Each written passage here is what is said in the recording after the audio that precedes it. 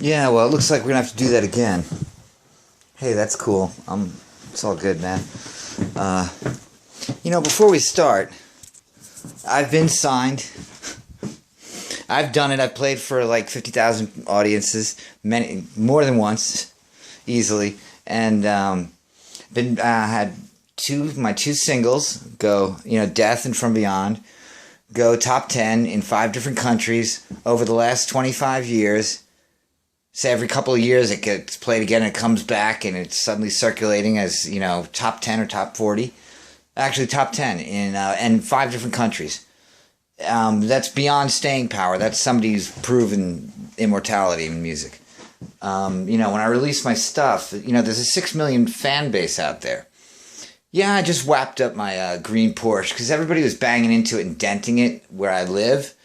And me and a friend of mine were driving it. We think we wrapped it up racing around and hit something, but it turns out we double-checked, and so did I. We didn't. I'm open to the possibility we could have. But there were so many other worse dents put on it from staying here because of, when I woke up from the coma, and first went home, I shouldn't be alone. And that's why I was staying here. It turned out to be a big mistake. The black mold's killing me and all this stuff. And everybody hates me so much around here. It's unbelievable. If I dig up people from the past, it just goes horrible. I don't want anybody from the past. There's this guy, Dominic. He's a great guy. I love him. Certain people, a certain handful. This girl, Brandy, Sabrina. There's actually a lot of people that were wonderful I knew growing up. And I'd be happy to see anybody, anytime. Nothing's changed, man. I quit smoking a while ago. I don't anymore, but I'd probably love to again if anybody's up for it.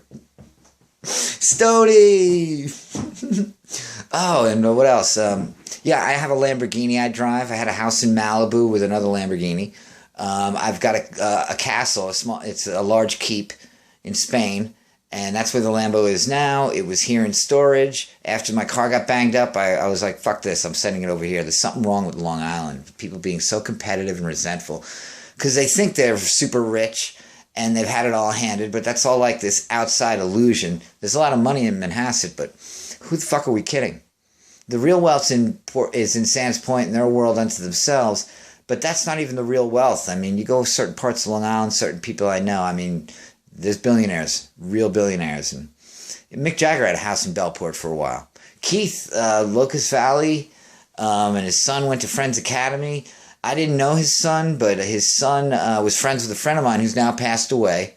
And of course, I show up to the funeral and everybody's looking at me like a major drug addict that must have kept doing drugs with him. And it's like, I hadn't seen him in 20 years, man. It was a real bummer.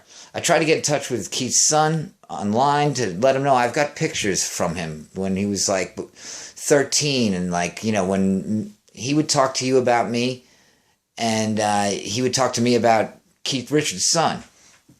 And I was really young and dopey. The first thing I say is, I'm like, you got a guitar of Brian Jones I could have, man? He got bent out of shape.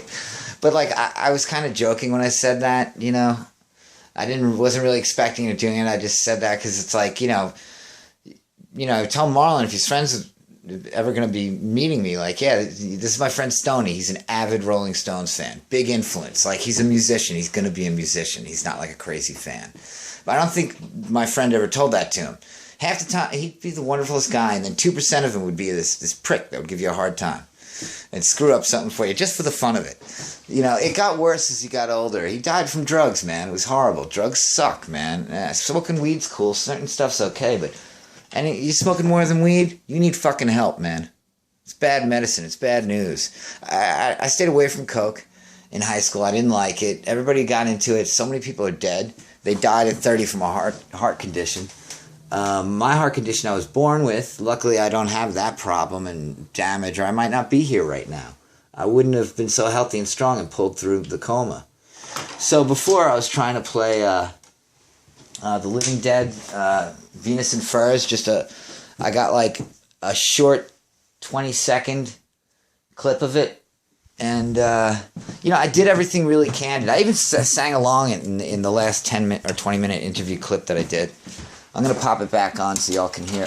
God damn it. That sucks. Motherfucker. I can't scratch this. This is the only copy of it.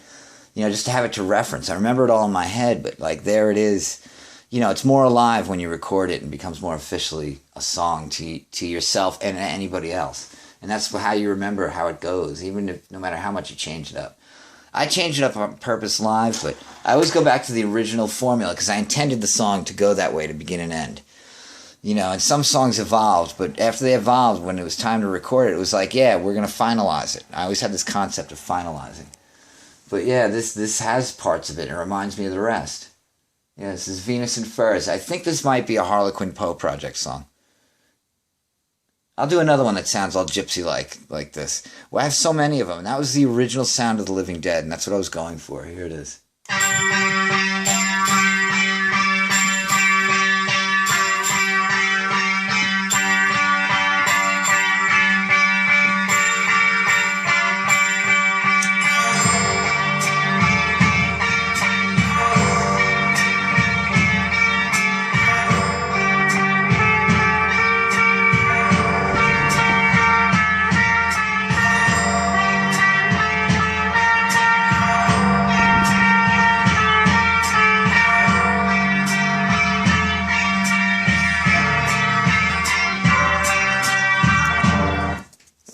Yeah, there it is.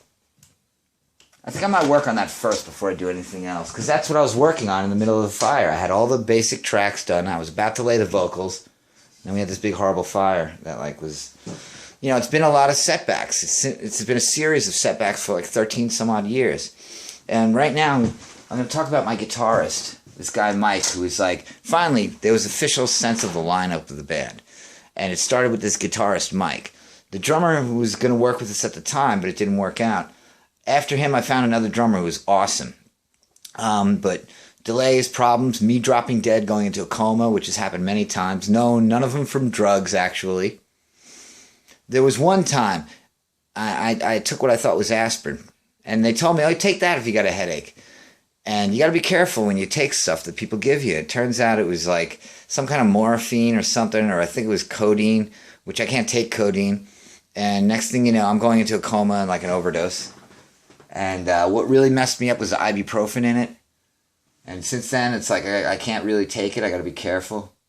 But, the guitarist, he died from drugs. It's really a tragic story about this doctor, basically, because he looked so straight and clean cut, gave him any kind of painkiller and whatever he felt he wanted and needed.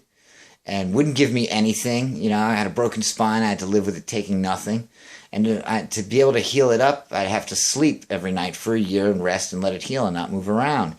I couldn't sleep. I was in so much agony.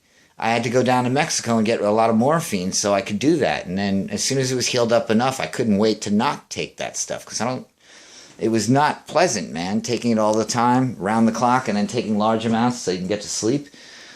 Broken spine, broken neck, broken back in 3 places, broken pelvis. I mean, that's agonizing. Nobody could sleep. You try to walk around. And meanwhile, I was in the middle of building a studio, and I finished it anyway, even with the pain. There was a studio in here, and there was 2 others I did. And the studio in here is gone because of the black mold. I mean, you can see remnants and hints of it. There was guitar racks up there. Back there was guitar racks. My double necks were up here.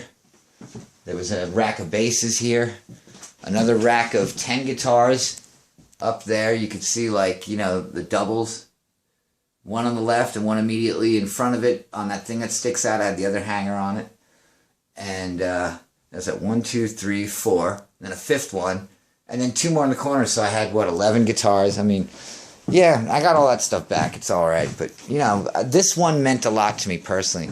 What I always wanted to do was early on have a studio and record the whole first album at home. And that's what I was doing. And it's been 20 years of studios getting destroyed and people screwing me over and somebody plagiarizing me and X and just a lot of bad stuff. And I don't know. I mean, everything I was trying to do, I didn't have doubts. I was really confident. But I don't know. I've died. I've gone to heaven. I've come back. I've met God.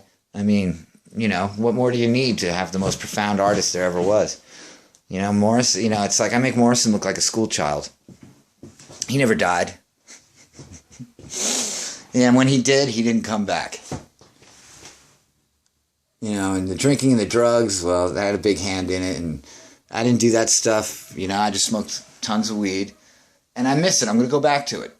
But for now, I haven't been smoking. I quit a while back, and because I wanted to be more concentrating on my music. And one gets in the way of the other. You know, the music makes you great and makes you cool, not the marijuana, not anything else.